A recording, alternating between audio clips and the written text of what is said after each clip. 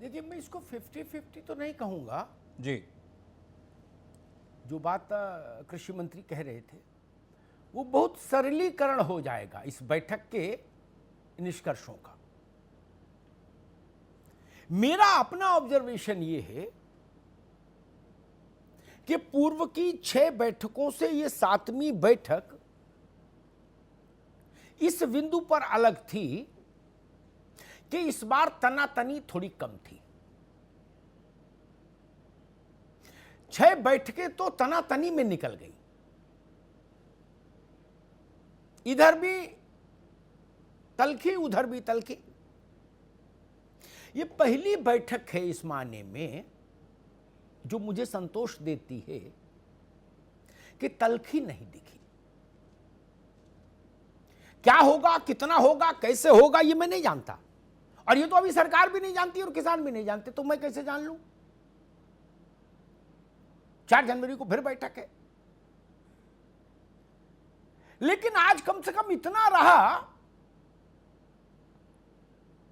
कि head on नहीं हुआ, यानी आमने सामने की टक्कर नहीं थी बैठक में। चलो भाई बात करें, कोई रास्ता निकले, कुछ देखें, कुछ करें, ये इस टाइप का जो एक माहौल होता है, भाव होता है, वो था। किसानों का लंगर भी मंत्रियों ने खाया,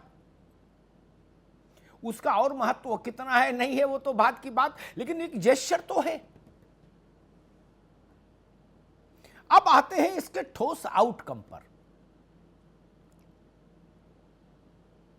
इसको अगर इन 4 मांगों को हम प्रतिशत में वर्गीकृत करने की कोशिश करें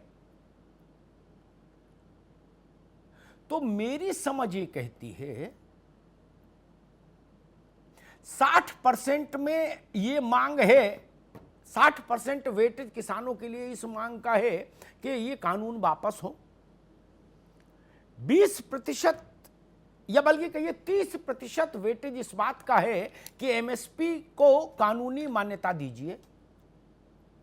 बचे 10%, उसमें 5-5% पराली वाला कानून और बिजली वाला कानून इनका है। वो दोनों मांगे मूलतः एनेक्शर के तौर पर थी। बाद में आलोक जी बोलेंगे तो वो और बेहतर बता पाएंगे क्या है, लेकिन जितनी मेरी समझ है वो एनेक्शर थी। जब भी आप किसी बड़ी लड़ाई में उतरते हैं तो सबसे प्रमुख मांग के साथ कुछ और सप्लीमेंट्री डिमांड्स भी होती हैं। राज्य और केंद्र का बजट भी जब आता है तो जो लोग विधायी प्रक्रिया से परिचित हैं वो जानते हैं कि उसमें भी सप्लीमेंट्री डिमांड्स होती हैं।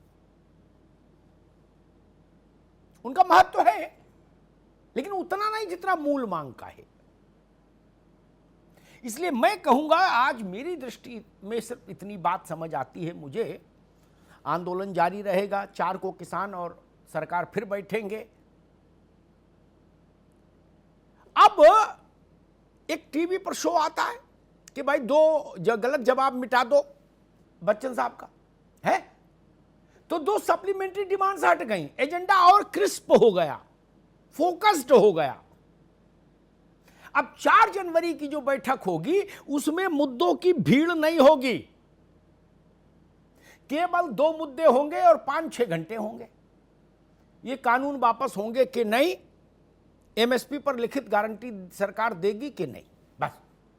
मुझे लगता है आज स्क्रीनिंग हो गई और कोर इशू ही अब बचे हैं जिन पर 4 तारीख को बात होगी। मैं समझता हूं इतना परिणाम आज देश के सामने आया है।